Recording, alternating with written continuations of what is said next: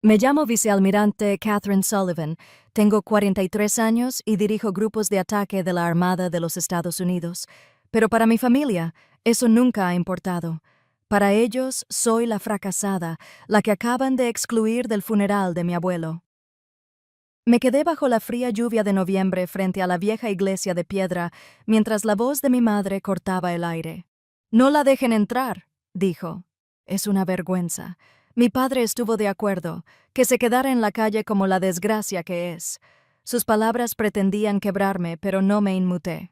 Me mantuve firme porque conocía un secreto que ellos desconocían, una verdad escondida en mi maletín que estaba a punto de destrozar su mundo.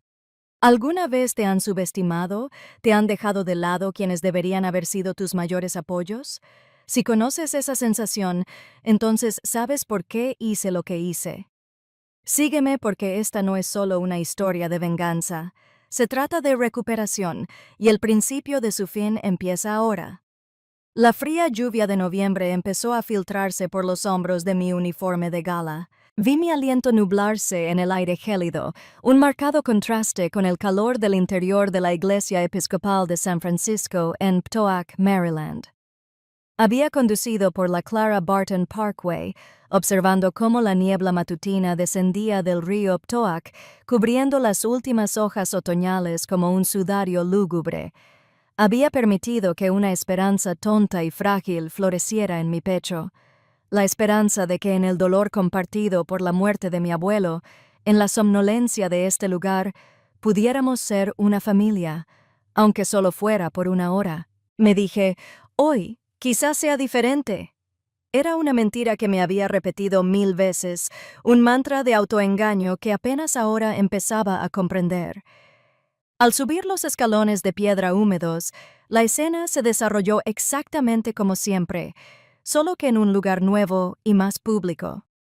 Vi a mi padre, Richard Sullivan, socio principal de su bufete de abogados de la calle K, riendo con un senador estadounidense. En el momento en que nuestras miradas se cruzaron, la sonrisa política ensayada de su rostro se congeló y luego se desvaneció. No asintió. No me saludó. Simplemente me dio la espalda, una despedida sutil y brutal, más elocuente que cualquier insulto.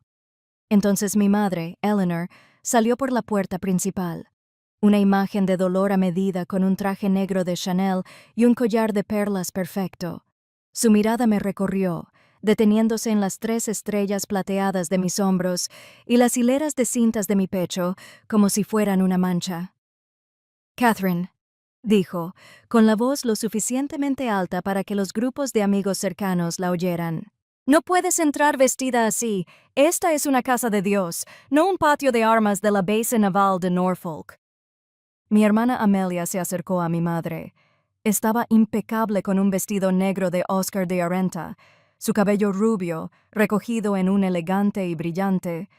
La familiar sonrisa condescendiente se dibujó en sus labios. «Mamá tiene razón», susurró. Su voz, un siseo venenoso, solo para mí. «Parece que has venido a reclutar para el ejército. No a llorar la pérdida de tu abuelo. Es una falta de respeto. ¿Qué pensará la gente de esta familia?» Esa pregunta, ¿qué pensará la gente?, era el lema de la familia Sullivan, el principio rector de toda su existencia. Todavía estaba asimilando el dolor cuando mi padre se giró hacia el anciano acomodador de la puerta.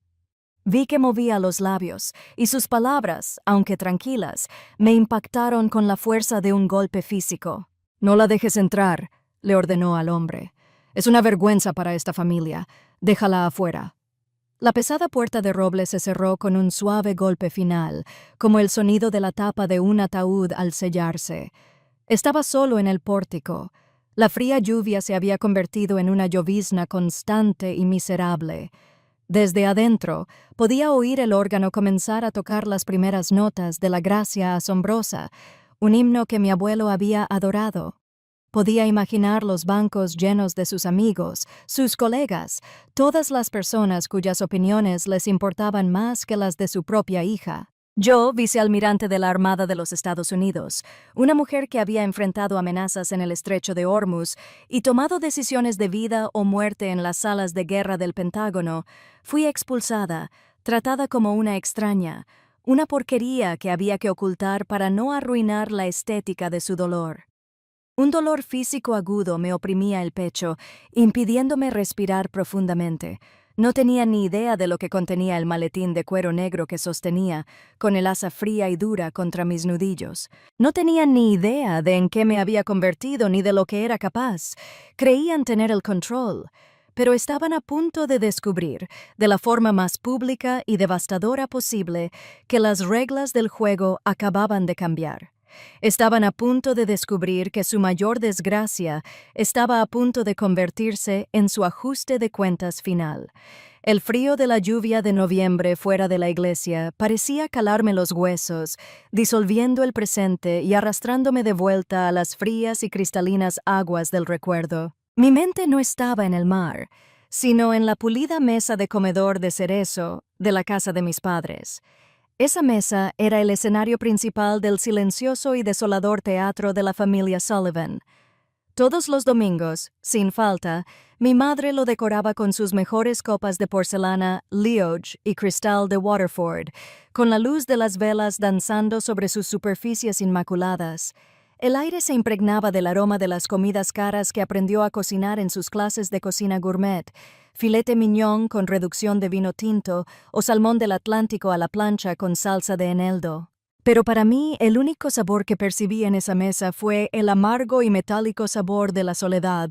La conversación fluía a mi alrededor, como una corriente impenetrable. Mi padre se pasaba toda la noche concentrado en Amelia, mi hermana mayor. Le preguntaba sobre sus últimos proyectos de diseño, las personas influyentes que conocía en el mundo de la moda neoyorquino, sus planes para su viaje anual de verano a la casa familiar en Martha's Vineyard. Mi madre intervenía elogiando el corte del nuevo vestido de Amelia o la elegancia de sus accesorios. Hablaban de subastas de arte en Sabes, de eventos benéficos para el Centro Kennedy y de la intrincada política de su club de campo. Era un mundo de superficies pulidas y una influencia silenciosa, un mundo en el que yo orbitaba, pero nunca pude entrar. Yo era un fantasma en su festín, un observador silencioso cuya presencia era tolerada pero nunca realmente bienvenida. Recuerdo con dolorosa claridad una cena dominical, poco después de regresar de mi primer despliegue en el extranjero.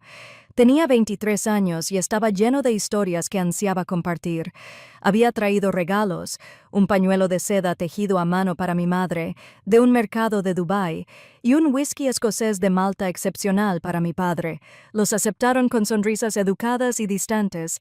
«Gracias, cariño», dijo mi madre, dejando el pañuelo en una mesita auxiliar sin siquiera desdoblarlo.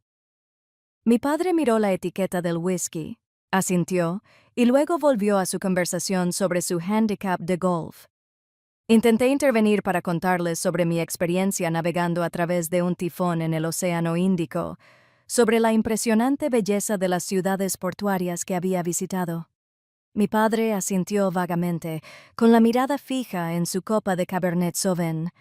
Mi madre me interrumpió con un suspiro. «Todo suena muy peligroso, Catherine.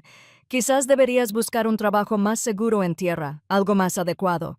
Sus palabras no eran la preocupación de una madre. Eran un desdén, una clara señal de que mi mundo, mis logros, mi propia vida, eran aburridos e inapropiados. Me senté allí, moviendo un solo espárrago por el plato con el tenedor, sintiéndome más aislado que nunca en medio del océano. La única persona que me dio un salvavidas en esa mesa fue mi abuelo, Harold. Solía acompañarnos a cenar los domingos, una presencia tranquila y constante en medio de la vorágine de su charla. Él era el único que se volvía hacia mí, con su mirada clara y directa, y me hacía preguntas que a nadie más le importaban. «¿Cómo está el barco, Kate? ¿Cuál es la moral de tu tripulación? ¿Ya has visto la Cruz del Sur?» Me contaba sus propias historias de su época como joven oficial en un destructor durante la Segunda Guerra Mundial, de Pearl Harbor y la Batalla de Midway. Su voz, llena de un orgullo silencioso, resultaba tediosa para mi padre. «Ya basta, papá», solía decir mi padre, interrumpiéndolo. «No aburramos a todos con viejas historias de guerra». Pero yo escuchaba, cautivado. Después de cenar, mientras los demás se retiraban a la sala, el abuelo y yo nos sentábamos en el porche trasero con vistas al césped perfectamente cuidado. Me daba un ginger ale y me decía, con voz grave y ronca, «No dejes que te depriman, chico. Estás hecho para cosas más importantes que encajar en sus cajitas». Él era mi ancla, la única persona que me veía tal como era, no como ellos querían que fuera. El recuerdo más nítido, el que realmente selló mi destino, fue la noche en que recibí mi carta de admisión a la Academia Naval de los Estados Unidos en Annapolis. Bajé corriendo las escaleras, con el corazón latiendo con fuerza de una alegría tan pura que parecía que iba a estallar. Sostenía el grueso sobre de aspecto oficial en la mano como un trofeo. La familia estaba en el estudio viendo una vieja película en blanco y negro. Le entregué la carta a mi padre. Lo leyó, con el rostro impasible, y se lo pasó a mi madre. Ella lo leyó, lo dobló con cuidado y lo dejó sobre la mesa de centro como si fuera una factura de servicios públicos. «Oh», dijo con voz alegre y desenfadada. «Bueno, es todo un logro, querida, pero tu padre y yo pensábamos que encajarías mucho mejor en Georgetown o en la Universidad de Virginia, como todos los amigos de Amelia». Amelia, que se estaba pintando las uñas, levantó la vista y soltó una risita. «Dios mío, Kate, ¿qué vas a hacer ahí? Probablemente serás la única chica». Esa noche lloré en mi habitación. No eran lágrimas de tristeza, sino lágrimas de una fría y dura comprensión. Para ellas, mi sueño no era solo diferente, era una fuente de vergüenza, una desviación incómoda del retrato familiar perfecto que tanto ansiaban pintar.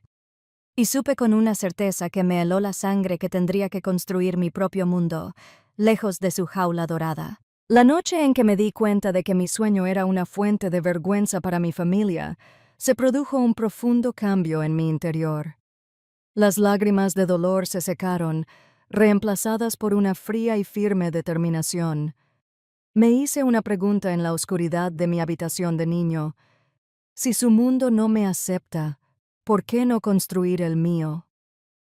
Mi respuesta me llevó a una sofocante mañana de junio en Annapolis, Maryland. Salí de casa en Peteoaxi con una sola bolsa de lona. La despedida de mis padres fue breve y estéril en la puerta principal, llena de palabras superficiales sobre la seguridad. No hubo abrazos prolongados ni lágrimas, solo un silencioso cierre de la puerta tras de mí. En cuanto crucé las puertas de la Academia Naval de los Estados Unidos, entré en otro universo. El primer día, el día de la vista o el día de la inducción, fue una descarga sistemática diseñada para despojarte de tu identidad. Me raparon el pelo, me quitaron la ropa de civil, sustituida por un uniforme tosco y desconocido. Los superiores nos gritaban en la cara, obligándonos a memorizar todo el Reef Points, el pequeño y denso libro de conocimientos de la Academia Naval. En cuestión de horas, vi a reclutas de fútbol americano, chicos con la complexión de un refrigerador, derrumbarse bajo la presión implacable. Yo, sin embargo, apreté los puños hasta que se me pusieron blancos los nudillos. La armadura emocional que había construido durante 18 años en casa de los Sullivan resultó ser sorprendentemente efectiva. Si sobrevivía a su mesa, sobrevivía a esto. Los 4 años en la academia fueron un crisol implacable. No era un atleta nato.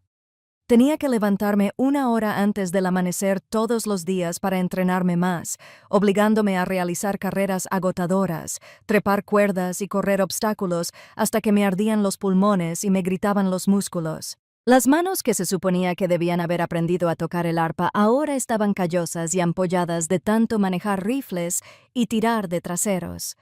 Mientras mis compañeros de piso recibían paquetes llenos de galletas caseras y cartas de casa, mi buzón era un vacío.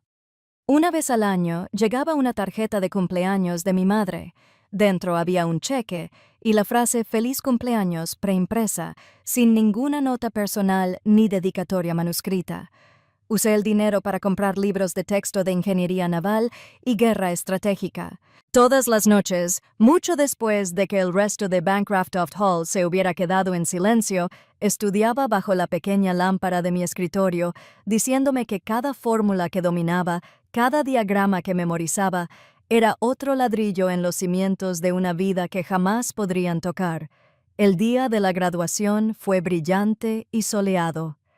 El estadio conmemorativo del Cuerpo de Marines de la Armada era un mar de familias orgullosas, cuyos vítores resonaban en el aire cálido. Cuando me llamaron, crucé el escenario, acepté mi diploma y me entregaron mi espada de oficial. Observé a la multitud, buscando una cara conocida por una tonta y persistente costumbre. Por supuesto, no estaban allí. Amelia tuvo un importantísimo estreno de su colección de moda en Nueva York ese mismo fin de semana. En ese último momento icónico, mientras todos lanzábamos al aire nuestras mantas de guardia marina en el tradicional lanzamiento de sombreros, sentí una profunda y punzante soledad, pero a ella se unía una extraña sensación de liberación. Lo había hecho completamente sola. La única aprobación que necesitaba ahora era la del servicio al que estaba a punto de incorporarme. Ya no era Catherine Sullivan, la hija decepcionante. Era Annan Sullivan, de la Marina de los Estados Unidos. Mi primer viaje a bordo del destructor USS John Paul Jones, DDJ-53, me llevó a lugares que solo eran nombres en el mapa. Participamos en los masivos ejercicios navales RIMEC frente a la costa de Hawái. Realizamos patrullas de libertad de navegación en el mar de China Meridional e hicimos escalas en Singapur y Japón. Pasé mi primera Navidad en el Centro de Información de Combate, mirando las pantallas de radar en lugar de las luces centelleantes de un árbol. Envié un largo correo electrónico a casa desde el barco intentando describir la fuerza bruta del océano, la camaradería de la tripulación, la humilde belleza de un cielo nocturno sin las luces de la ciudad. Semanas después, recibí una respuesta de mi madre. Contenía una sola línea. Suena ajetreado. Asegúrate de llevar un buen abrigo, sin preguntas, sin ánimos. Fue en ese momento que finalmente dejé de tener esperanzas.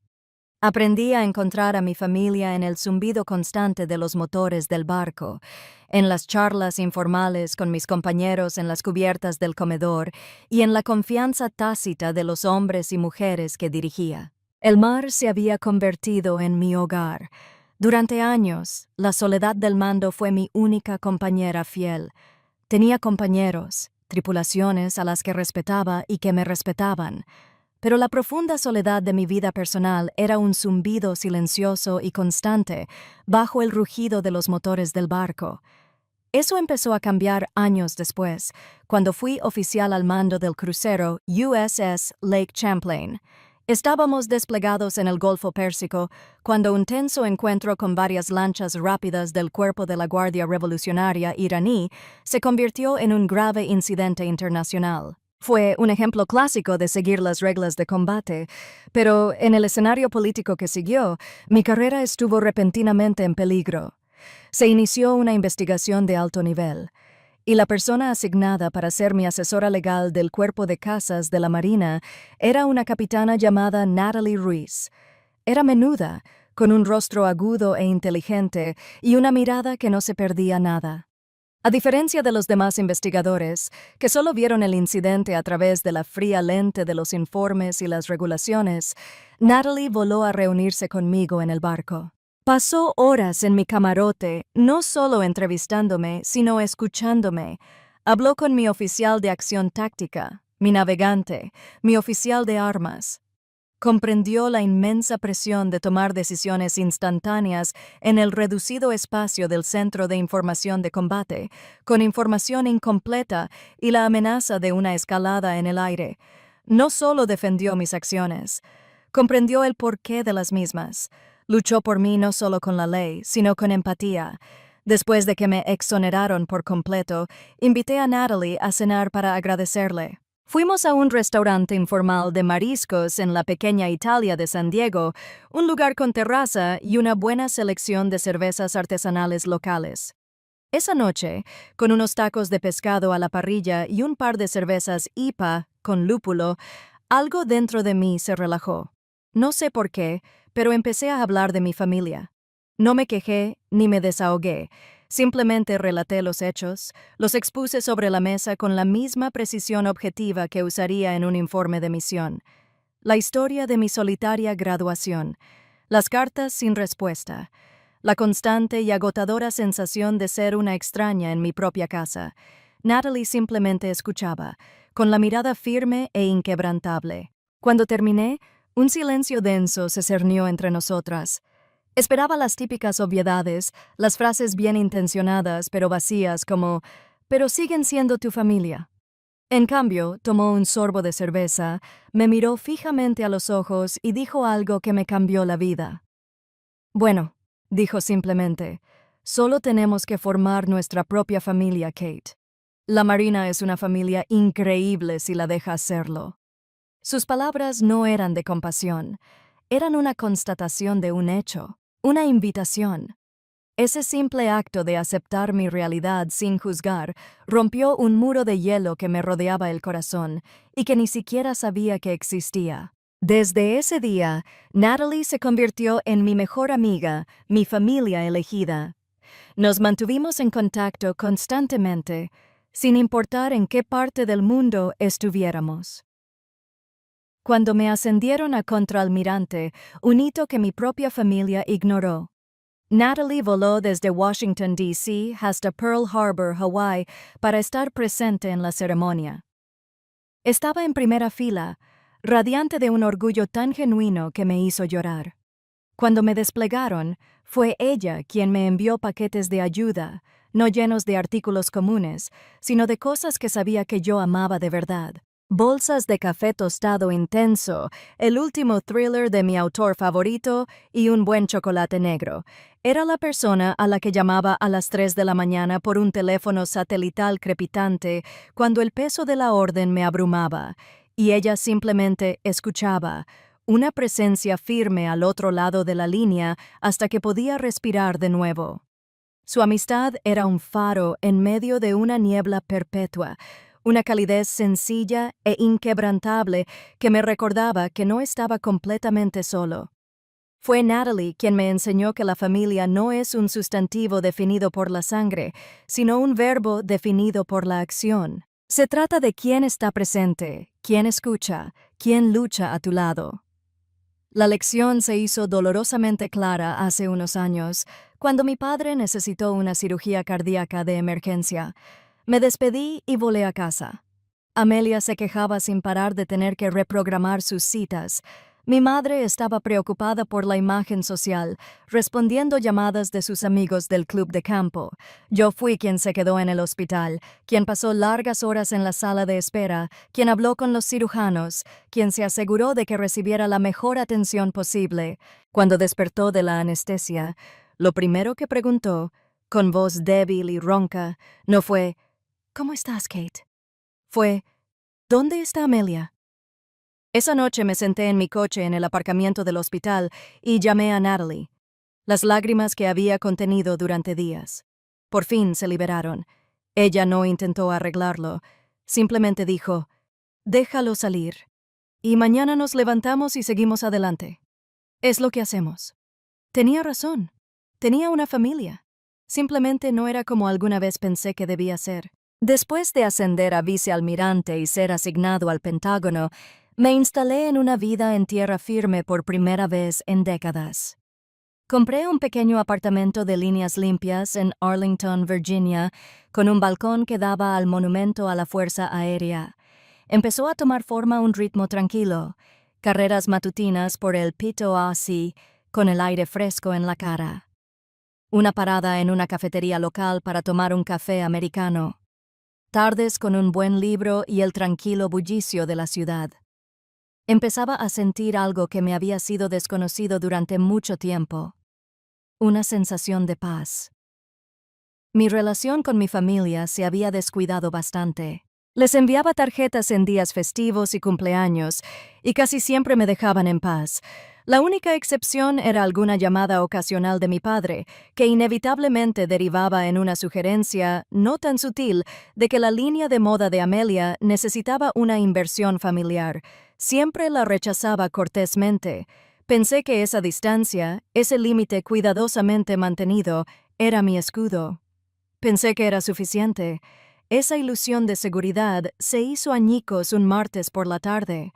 Estaba revisando un documento informativo cuando apareció una notificación por correo electrónico. El asunto era de la Cooperativa de Crédito Federal de la Marina. Notificación de sobregiro de cuenta. Fruncí el ceño. Tenía que ser un error. El sueldo de un vicealmirante es considerable y siempre he sido muy cuidadoso con mis finanzas. Inicié sesión en mi banca en línea y sentí que se me venía abajo.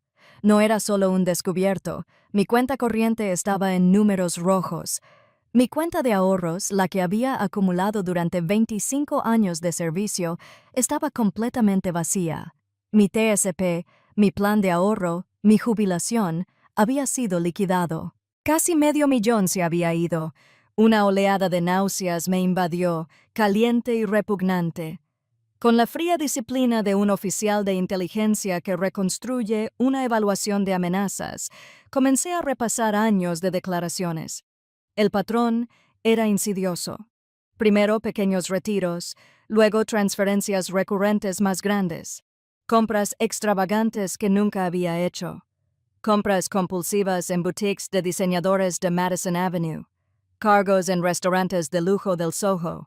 El rastro digital no condujo a un hacker anónimo en Europa del Este. Condujo directamente a la enorme casa colonial en Petioaki, Maryland. Las cuentas receptoras de las transferencias más cuantiosas estaban a nombre de mis padres, Richard y Eleanor Sullivan, y de Amelia's LLC. Habían usado un poder notarial que firmé a los 20 y pocos años, un documento que ingenuamente les había dado antes de mi primer despliegue para que me ayudaran con las facturas mientras estaba en el mar.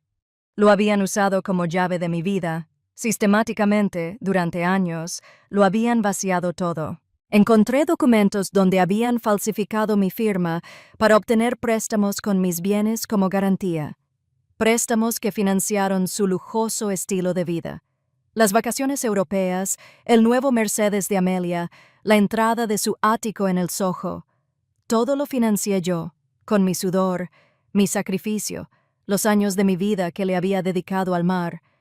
Habían estado viviendo su sueño a costa del mío. 3 días después, conduje hasta su casa. Entré sin llamar. La escena en la sala me resultaba tan dolorosamente familiar que parecía una repetición de un programa que odiaba. Mi padre leía el Wall Street Journal. Mi madre estaba viendo un programa de bienes raíces en HGTV. Amelia revisaba su Instagram, admirando las fotos del lanzamiento de su última colección. Me paré en medio de la habitación y coloqué una pila gruesa de extractos bancarios impresos sobre la mesa de centro de cristal. El golpe sordo fue el único sonido en la habitación. «Quiero una explicación», dije. Mi voz era plana, desprovista de emoción, con una calma militar. El silencio se prolongó. Entonces Amelia se rió, una risita breve y desdeñosa. «Ay, Kate, no seas tan dramática, es solo dinero». Mi padre dobló el periódico con deliberada lentitud, con expresión de irritación, no de culpa. «Creía que lo sabías», dijo. «¿Sabías qué?», pregunté con una voz peligrosamente baja. Mi madre finalmente me miró, su rostro una máscara de paciencia condescendiente. «Que te estábamos ayudando. Claro, siempre estás perdida. No tienes tiempo para estas cosas. Este no es tu mundo, Catherine». Sus palabras fueron el golpe de gracia. Mi padre añadió: «No estábamos robando. Lo estábamos protegiendo, invirtiendo. De todas formas, no sabrías qué hacer con esa cantidad de dinero. Tú entiendes de tácticas navales, no de carteras de inversión», intervino Amelia. «El último giro perfecto del cuchillo». «Exactamente. Y además, todo eso es dinero de los contribuyentes. Deberías estar orgullosa de haber podido ayudar a tu hermana a aportar algo hermoso al mundo». La audacia, la convicción absoluta e inquebrantable de que tenían razón, extinguió el último rescoldo de afecto que pudiera haberles tenido. Los miré a los tres, a estos desconocidos que compartían mi sangre, y no vi más que avaricia y un pozo sin fondo de derecho. En ese instante, algo dentro de mí no solo se rompió, sino que se calcificó. Se convirtió en algo frío, duro e irrompible. Asentí lenta y deliberadamente. Gracias, dije en voz baja, con la firmeza de una brújula. Gracias por dejarlo todo tan claro. Sonrieron, con la sonrisa satisfecha y petulante de los vencedores, creyendo haber ganado de nuevo. No tenían ni idea de que acababan de perder la única guerra que realmente importaría. Las palabras de mi madre. La familia lo necesitaba más. Resonaron en el silencio impoluto de su sala. No solo me robaron, creían que era su derecho. Habían justificado su robo como un acto de deber familiar. La respuesta de mi padre, con su voz cargada de condescendencia, fue aún peor. Catherine, entiendes las tácticas navales, pero no entiendes el mundo real, el mundo del dinero. Te estábamos protegiendo de tu propia ingenuidad. Amelia asestó el último golpe, el más insultante. Exactamente, dijo con un gesto despectivo de la mano. Además, todo es dinero de los contribuyentes de todos modos. Considéralo tu forma de contribuir a la sociedad a través de mi arte. La arrogancia pura y dura, la tergiversación de mi servicio para justificar su avaricia, extinguió el último rescoldo de sentimiento familiar que aún me quedaba. Los miré a los tres, esas personas bien vestidas, educadas y completamente vacías que me habían criado, y no vi más que extraños. En ese momento, algo dentro de mí que llevaba años muriendo lentamente, finalmente dio su último aliento. Pero de sus cenizas nació algo más duro, más frío y mucho más poderoso. No discutí, no alcé la voz. Simplemente sostuve sus miradas una por una. Miré a mi padre a los ojos de un hombre que una vez me había sermoneado sobre la importancia de la integridad.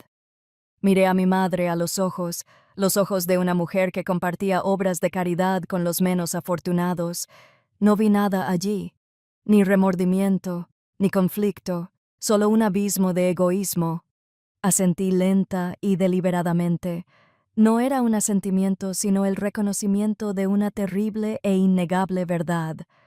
Gracias, dije con voz tranquila y firme, casi desconcertante. Gracias por dejar todo tan claro.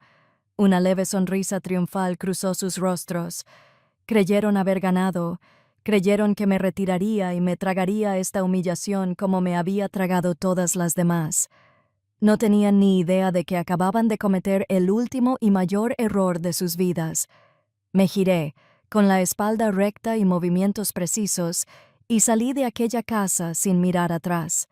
El sonido de la puerta al cerrarse tras mí fue el de una ruptura definitiva. Conduje de vuelta a mi apartamento de Arlington en un estado de calma hiperconsciente.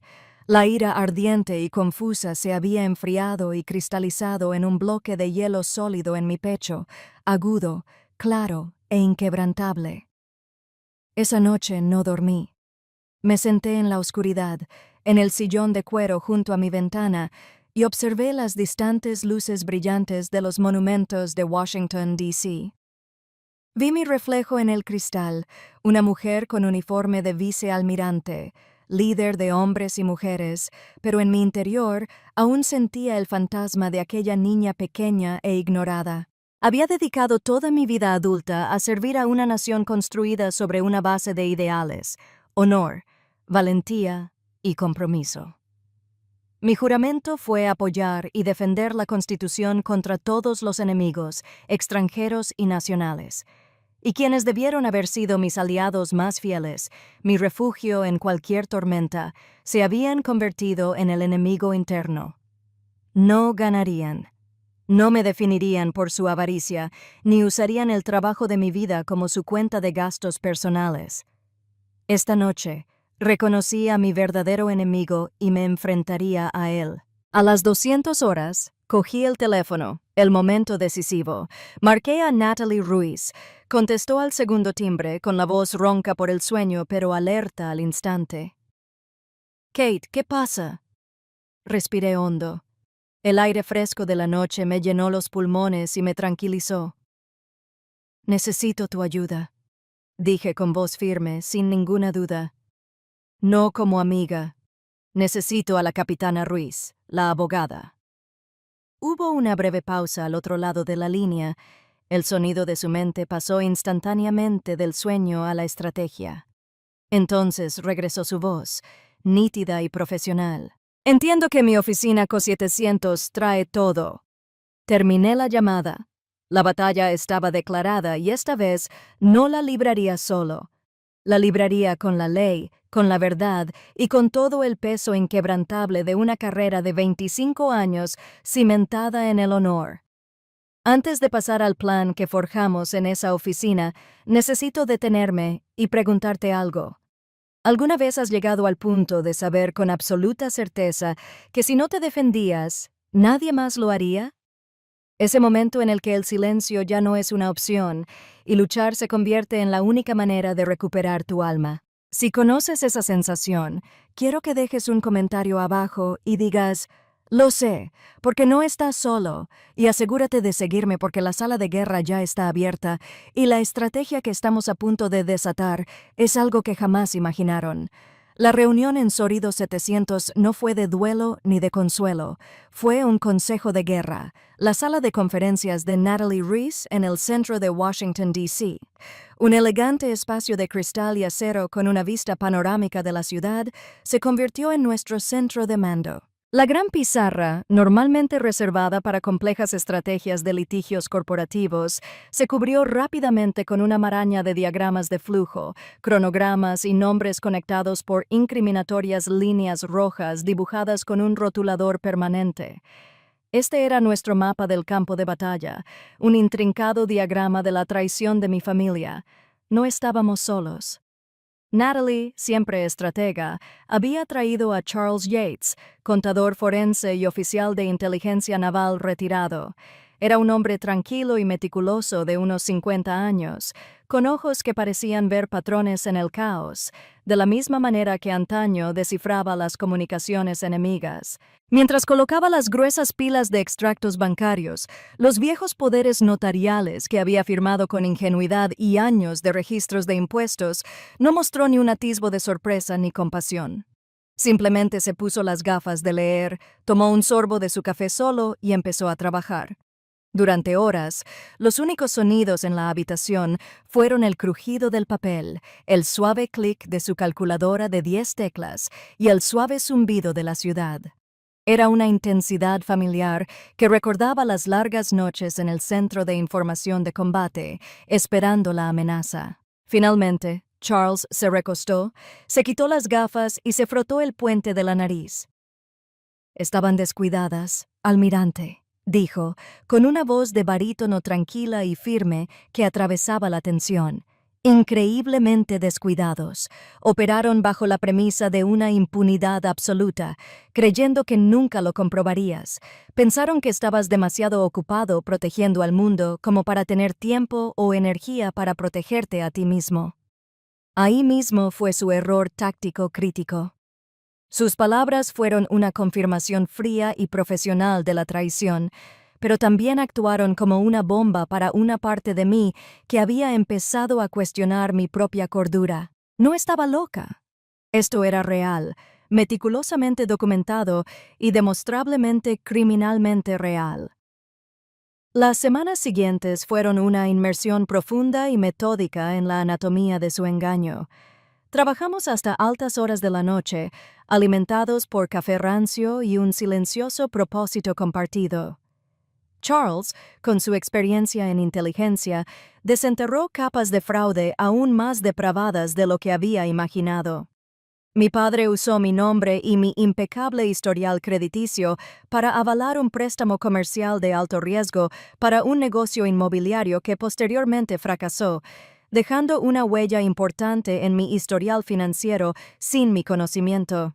Descubrí que mi madre había usado una tarjeta de crédito adicional a mi nombre para financiar vacaciones de lujo en la Toscana y días de spa quincenales en el Ritz-Carlton. Y Amelia había tratado mis ahorros como su capital inicial personal. Había pagado el alquiler de su ático en el Soho, había contratado a un publicista muy caro y había organizado fiestas extravagantes con champán para promocionar su marca. Todo mientras yo estaba al otro lado del mundo, viviendo con una bolsa de lona.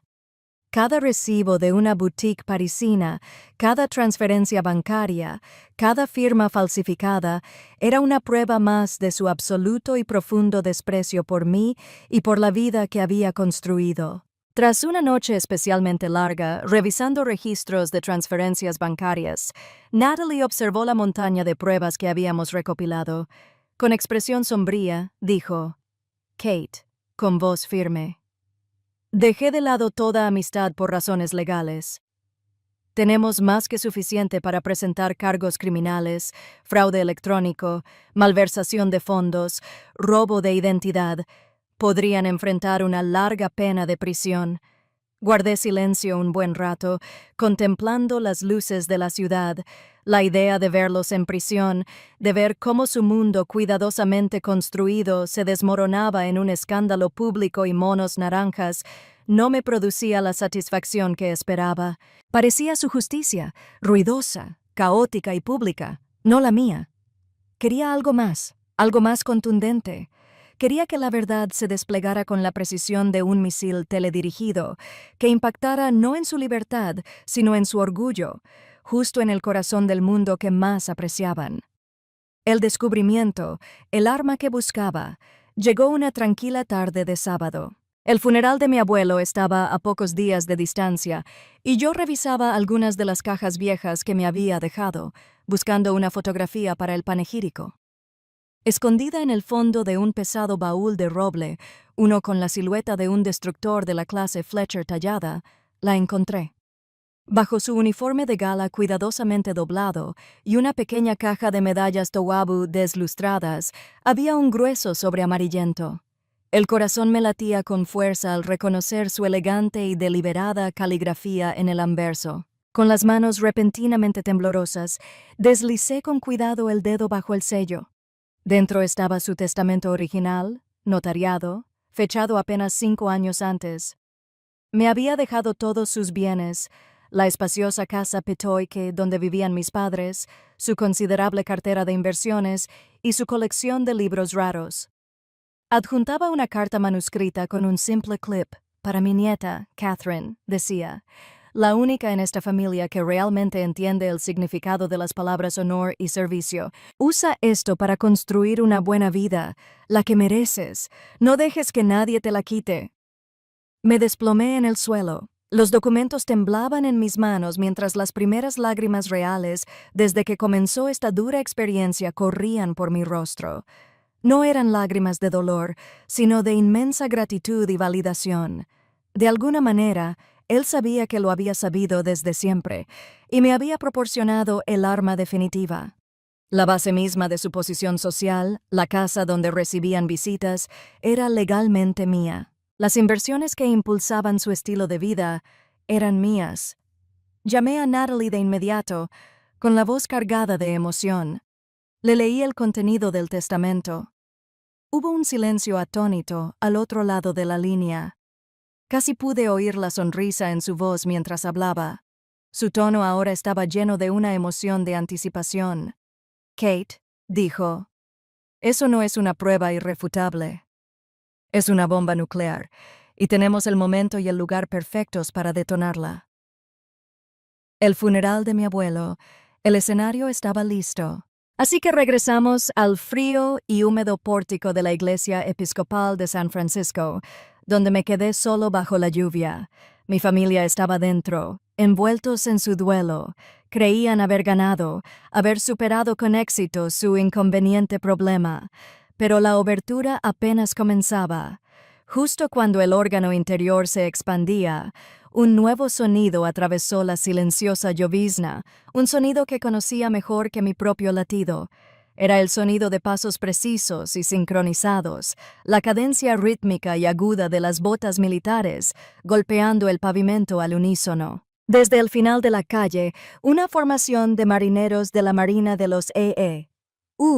guardia ceremonial, emergió de la niebla. Sus guantes blancos contrastaban con la madera oscura de sus rifles M1 Garand, empuñados con una disciplina impecable. No marcharon hacia la entrada de la iglesia, marcharon hacia mí. Formaron dos filas perfectas a ambos lados del pasillo, creando un pasillo de honor que conducía directamente a donde yo estaba. Las conversaciones en voz baja entre los dolientes afuera cesaron. Todas las cabezas se giraron. Una oleada de confusión y asombro se extendió entre la multitud de la élite de Washington. Los senadores, los cabilderos, los socios del bufete de abogados de mi padre, sabían que esto no formaba parte del programa civil. En la escalinata de la iglesia, vi el rostro de mi padre tensarse y la mano de mi madre volar hacia su collar de perlas en un gesto de sorpresa nerviosa. La sonrisa de Amelia finalmente se desvaneció, reemplazada por una mirada de desconcierto absoluto. Sabían que era una demostración de poder, pero no podían comprender su origen ni su objetivo. Solo sabían que su evento, cuidadosamente orquestado, acababa de ser controlado por una fuerza que escapaba a su control. Entonces, un sedán negro con una pequeña bandera de 4 estrellas en el guardabarros se detuvo silenciosamente junto a la acera, detrás de la guardia de honor. Un conductor abrió la puerta y salió un hombre con el inmaculado uniforme azul de almirante. Era el jefe de operaciones navales, el mismísimo CNO, el oficial de mayor rango de toda la Armada de los Estados Unidos. Era una leyenda viviente, un hombre cuyas decisiones de mando influyeron en los acontecimientos mundiales, un hombre por el que mi padre habría dado una fortuna. Ignoró a la multitud atónita, con la mirada fija, y caminó con serena autoridad por el pasillo de marineros directamente hacia mí. El mundo parecía contener la respiración. El único sonido era el suave repiqueteo de la lluvia sobre la piedra. Mi familia, en las escaleras, parecía estatuas talladas en hielo, con rostros que reflejaban el horror naciente. Empezaban a comprender que no era una coincidencia, era un mensaje. El CNO se detuvo exactamente a 3 pasos de mí.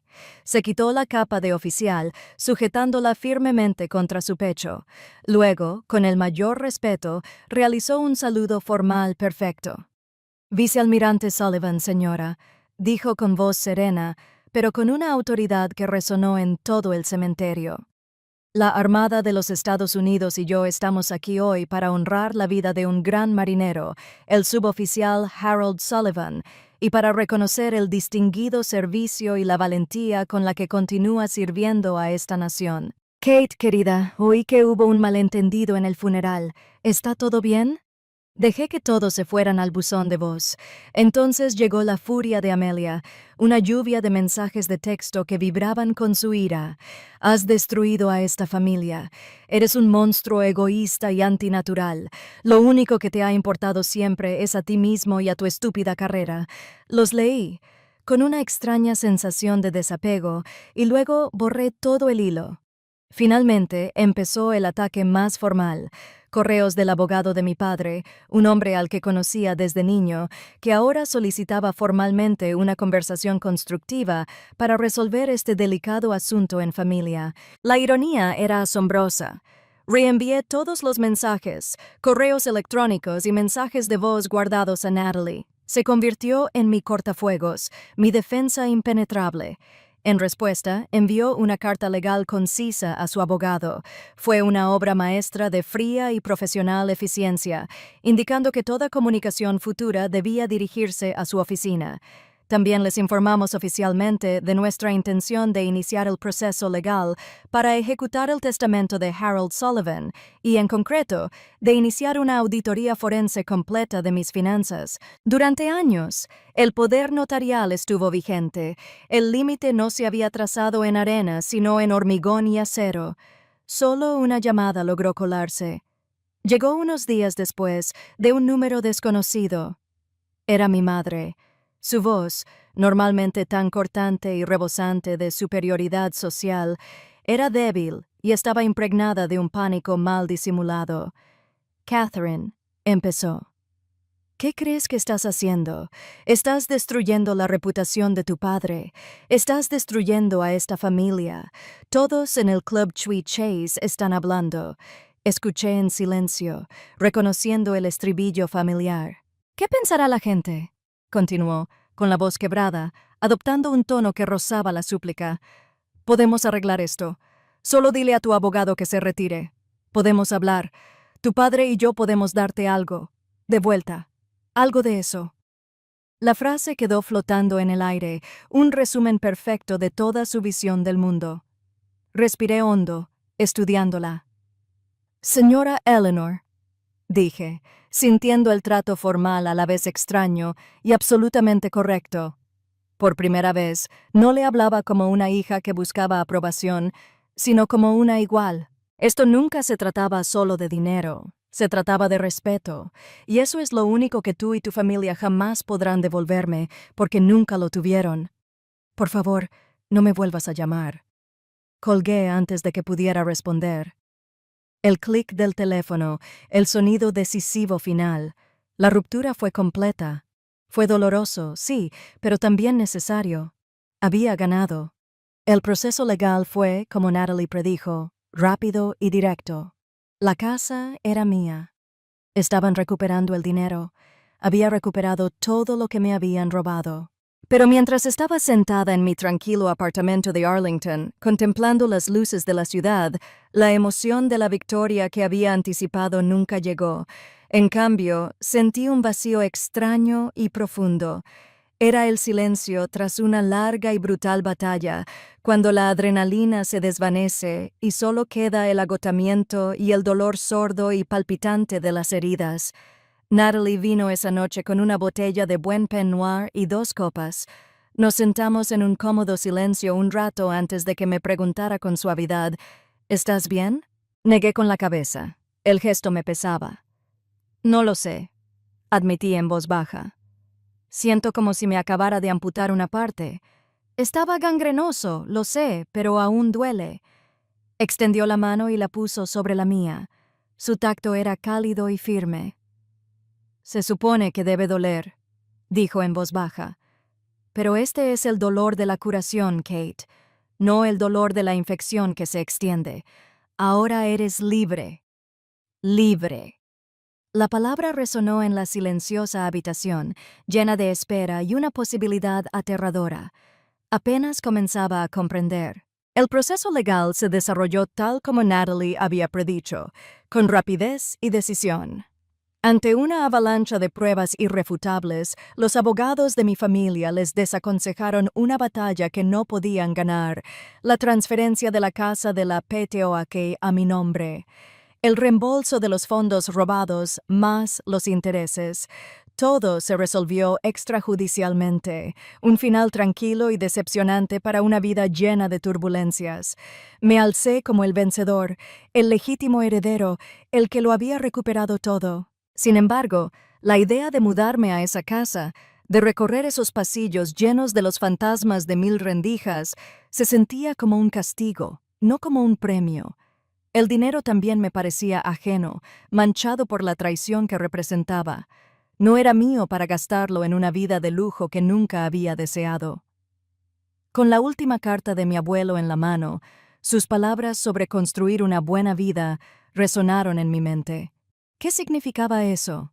Durante mucho tiempo, mi vida se había definido por reaccionar ante ellos, por demostrarles que estaban equivocados, por sobrevivir a su negligencia, por luchar contra su injusticia. Ahora, con la guerra terminada, sentí un profundo y silencioso vacío. ¿Quién era yo sin ellos como adversarios? Entonces comprendí que una buena vida, una vida de honor, no se trataba de lo que poseías ni de lo que ganabas. Se trataba de lo que construías. Mi legado no podía ser una historia de venganza. Tenía que ser una historia de restauración. Tomé una decisión. Vendí la casa en Pitoac.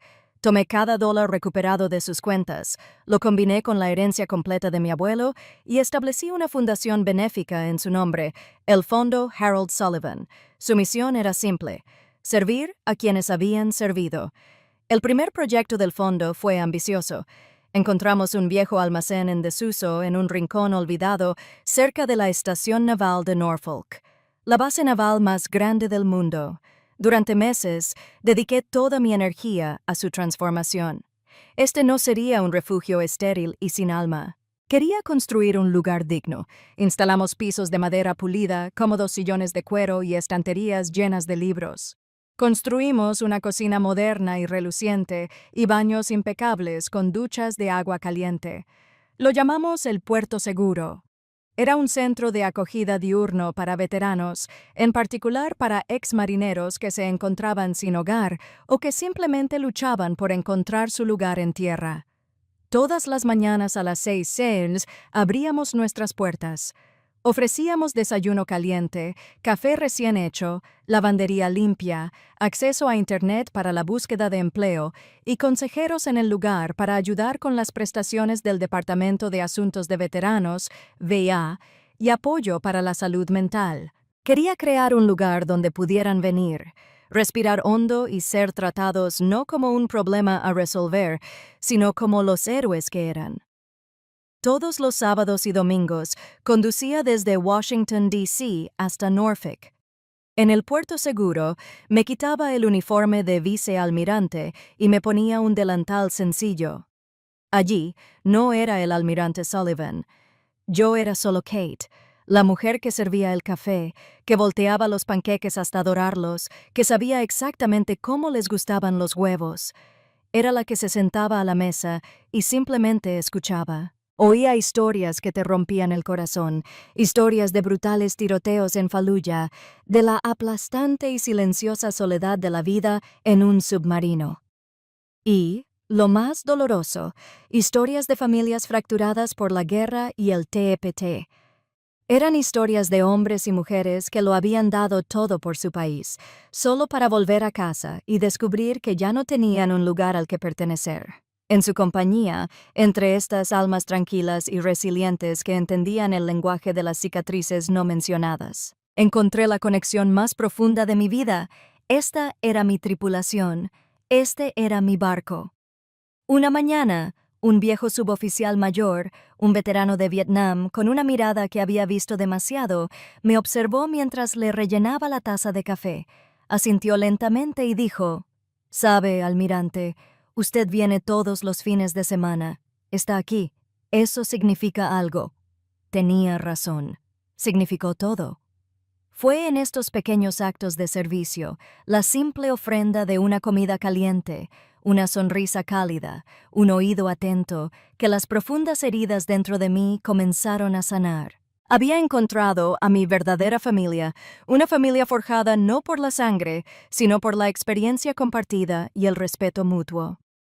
Un año después del funeral, llegó una carta dirigida simplemente a Kate, en el Puerto Seguro. No tenía remitente. Dentro, en una sola hoja del costoso membrete de su bufete, había un mensaje con la letra temblorosa y desconocida de mi padre. Era solo una frase: «Espero que encuentres la paz que mereces». No era una disculpa, no fue una admisión de culpa, ni una súplica de perdón, sino un reconocimiento, una bandera blanca de un hombre que nunca se había dado por vencido en su vida. Para mí, fue suficiente. No borró el pasado, pero me permitió cerrarle la puerta sin azotarlo. Algunas heridas nunca desaparecen del todo. Se convierten en parte de ti. Doblé la carta y la guardé en la vieja caja de roble de mi abuelo, junto a sus medallas y sus últimas palabras. Esa noche me quedé en el centro hasta bien entrada la noche, mucho después de que el último veterano se hubiera marchado y los voluntarios se hubieran ido a casa. Me senté en uno de los cómodos sillones. La sala se llenó del persistente y reconfortante aroma a café y tocino. Miré a mi alrededor, el espacio que habíamos construido, un lugar de calidez, de dignidad, de comunidad. No había dejado que su amargura definiera mi futuro. Había tomado la herencia de su traición y la había transformado en un legado de bondad. Habían intentado escribir mi historia para presentarme como el fracaso, la desgracia, pero había recuperado la pluma, había escrito mi propio final. Y finalmente, tras un largo y turbulento viaje, Llegué a casa. Había construido mi propio refugio. Gracias por acompañarme hasta el final de mi historia. Antes de despedirnos, tengo una última pregunta. ¿Desde dónde escuchas esto? ¿Es una mañana tranquila con un café caliente o una noche tarde cuando historias como esta te acompañan? Donde quiera que estés, espero que sepas que no estás solo. Si mi experiencia te ha llamado la atención, espero que consideres suscribirte. Es más que un simple canal, es una comunidad para quienes creemos en las segundas oportunidades y en construir nuestros propios refugios. Cuídate y nos vemos en la próxima historia.